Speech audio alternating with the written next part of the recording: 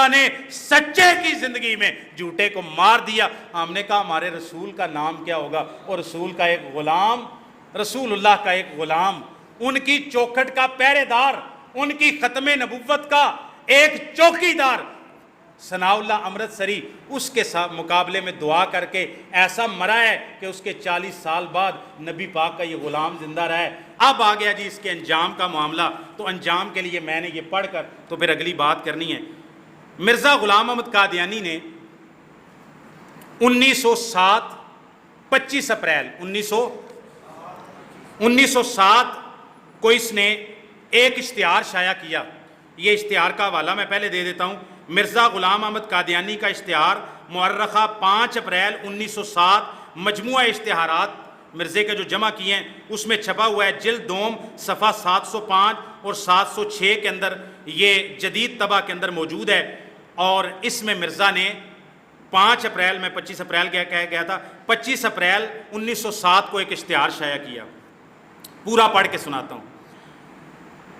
مولوی ثناء اللہ سے آخری فیصلہ، میں اللہ نے مرزا قادیانی سے لکھوایا تھا، یہ کہتا ہے۔ آگے خط شروع کرتا ہے، بخدمت مولوی ثناء اللہ صاحب، السلام علی من اتبع الہدی، مدت سے آپ کے پرچہ اہل حدیث میں میری تکذیب اور تفسیق کا سلسلہ جاری ہے۔ ہمیشہ مجھے آپ اپنے اس پرچہ میں مردود، کذاب، دجال، مفسد کے نام سے منسوب کرتے ہیں اور دنیا میں میری نسبت شہرت دیتے ہیں کہ یہ شخص مفتری اور دجال اور کذاب ہے، اور اس شخص کا دعوی مسیح موعود ہونے کا سراسر افتراء ہے۔ میں نے آپ سے بہت دکھ اٹھایا ہے اور صبر کرتا رہا ہوں، مگر چونکہ میں دیکھتا ہوں کہ میں حق پھیلانے کے لیے مامور ہوں اور آپ بہت سے افتراء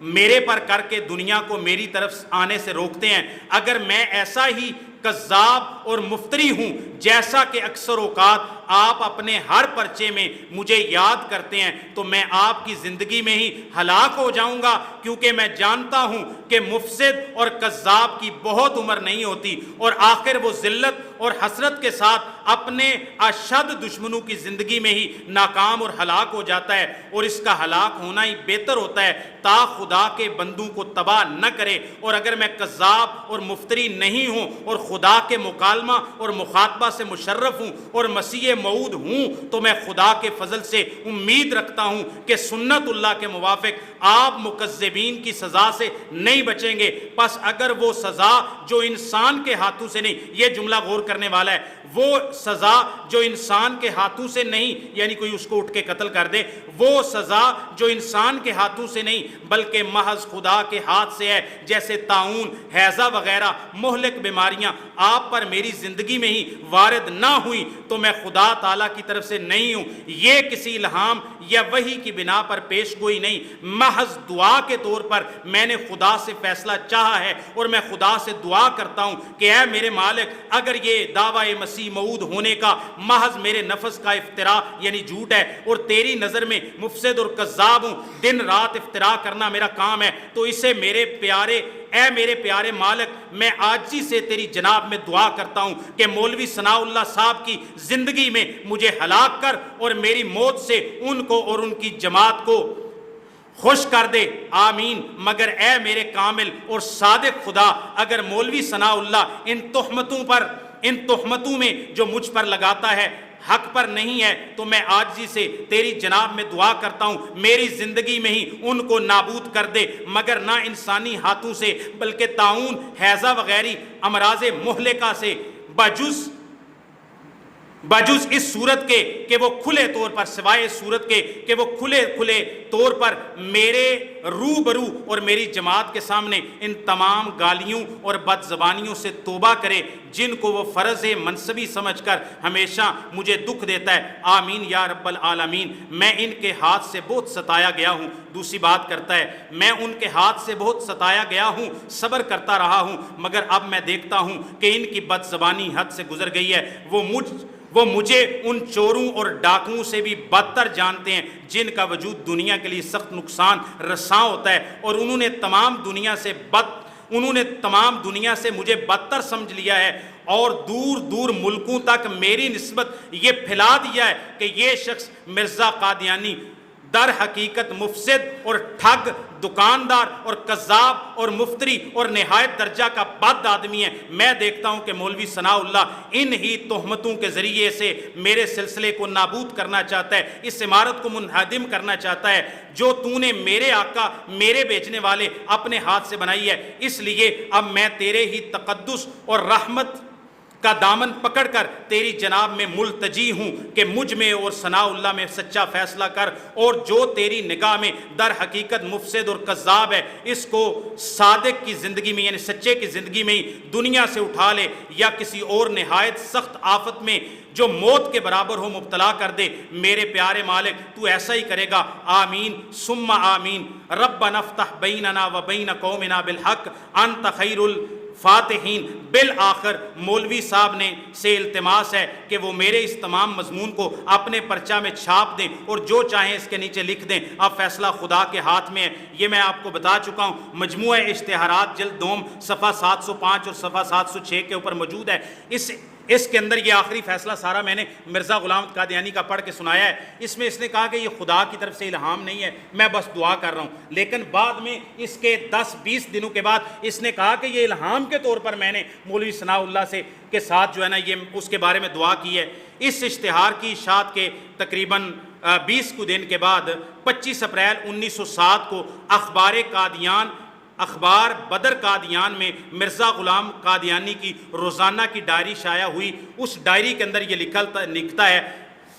ثناء اللہ کے متعلق جو لکھا گیا ہے یہ دراصل ہماری یعنی مرزا غلام احمد قادیانی کی طرف سے نہیں بلکہ خدا ہی کی طرف سے ہے، اس کی بنیاد رکھی گئی ہے۔ ملفوظات مرزا کے جو جمع کی ہیں تقریریں جلد پنجم صفحہ 206 پہ موجود ہے، اور اس پیش گوئی کے بعد یہ پیش گوئی ہو گئی، ساری سن لی، اس میں نے ایک لفظ بھی اپنی طرف سے نہیں بولا سوائے کسی لفظ کو سمجھانے کے لیے۔ ثناء اللہ امرتسری سے 5 اپریل 1907 کے اندر اس نے یہ اشتہار شائع کیا۔ 20 دن کے بعد کہا کہ یہ خدا کی طرف سے ہماری طرف سے نہیں ہے، یعنی اس کو خدا تعالیٰ کی طرف سے یہ مجھے الہام ہوا ہے۔ اس کا الہام بھی جھوٹا ثابت ہوا، اور اس کی دعا اس نے کی، جو الفاظ ہیں وہ سنا دیے۔ اس نے بڑی اللہ سے التجا کرتے ہوئے کہا تو اللہ تعالیٰ جھوٹوں کی دعا بھی قبول کر لیتا ہے نا، کیونکہ وہ اس کے حق کے اندر بد دعا بن گئی۔ اب ایمان افروز میں بات آپ کو بتاتا ہوں، یہ 1907 کا واقعہ ہے، لہٰذا یہ بندہ کب مرا ہے؟ اس کے 1 سال کے بعد 26 مئی، یہ اس کا اشتہار ہے 7 اپریل 1907 کا، اور 26 مئی 1908 کو مرزا بشیر احمد اس کے بیٹے نے سیرت المہدی کے اندر یہ سارا واقعہ لکھا ہے۔ آپ نے ایک لفظ پڑھا ہوگا، اس نے کہا ہے کہ انسان کے ہاتھ سے نہیں بلکہ طاعون اور ہیضہ جیسی مہلک امراض کے ساتھ اس کو ہلاک کرنا۔ تو مرزا بشیر احمد نے اپنی ماں اور مرزا کی دوسری بیوی، جن کو وہ نعوذ باللہ ام المومنین کہتے ہیں، نصرت بیگم نے بیان کیا، کہتے ہیں کہ ماں جی نے، نصرت بیگم نے خود بیان کیا ہمیں کہ مرزا صاحب اپنے لاہور کے اندر ایک مرید کے ہاں ٹھہرے ہوئے تھے ایک فلیٹ کے اندر، اور وہاں پر مرزا کو جو ہے وہ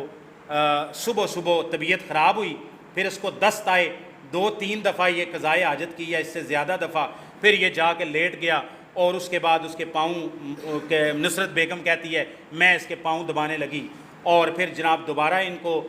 حاجت ہوئی، لے کر گئی تو وہیں پر ہی رستے میں ہی کام تمام ہو گیا، وہ حاجت رستے میں ہی نکل گئی، تو پھر دوبارہ واپس لے کے آئے، پھر بلڈ پریشر اس کا گر گیا تھا، نبضیں ڈوب رہی تھیں، اور پھر اس کو دباتے رہے۔ پہلے حکیم نور دین کو بلایا کہ کوئی نسخہ دو، وہ حکیم نور دین نے بڑی مقوی دعا دی، کچھ کام نہ آئی۔ اس کے بعد انگریز ڈاکٹر آیا، انگریز ڈاکٹر نے اس کی حالت کو دیکھا، بھیانک حالت کو، وہ وہیں سے واپس پلٹ گیا، اور وہیں پر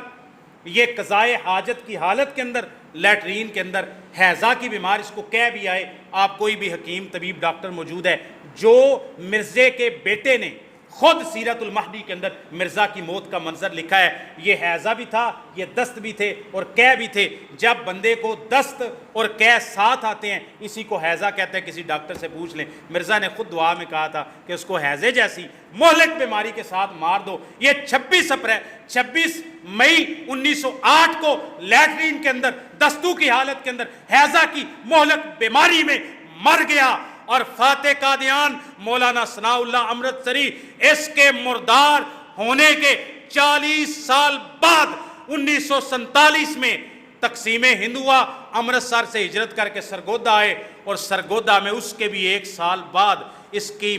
کی وفات کے بھی 40 سال بعد 1948 کے اندر بڑی عام طبی بڑی خوبصورت زندگی گزار کے دنیا سے گئے۔ اللہ نے سچے کی زندگی میں جھوٹے کو مار دیا۔ ہم نے کہا ہمارے رسول کا نام کیا ہوگا، اور رسول کا ایک غلام،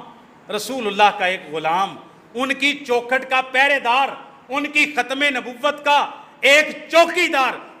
ثناء اللہ امرتسری، اس کے ساتھ مقابلے میں دعا کر کے ایسا مرا ہے کہ اس کے 40 سال بعد نبی پاک کا یہ غلام زندہ رہا ہے۔ یہ نبی پاک صلی اللہ علیہ وسلم کے بارے میں اگر یہ نبی پاک صلی اللہ علیہ وسلم کے ساتھ کوئی ایسا معاملہ کرتا تو اس کی حالت کیا ہوتی؟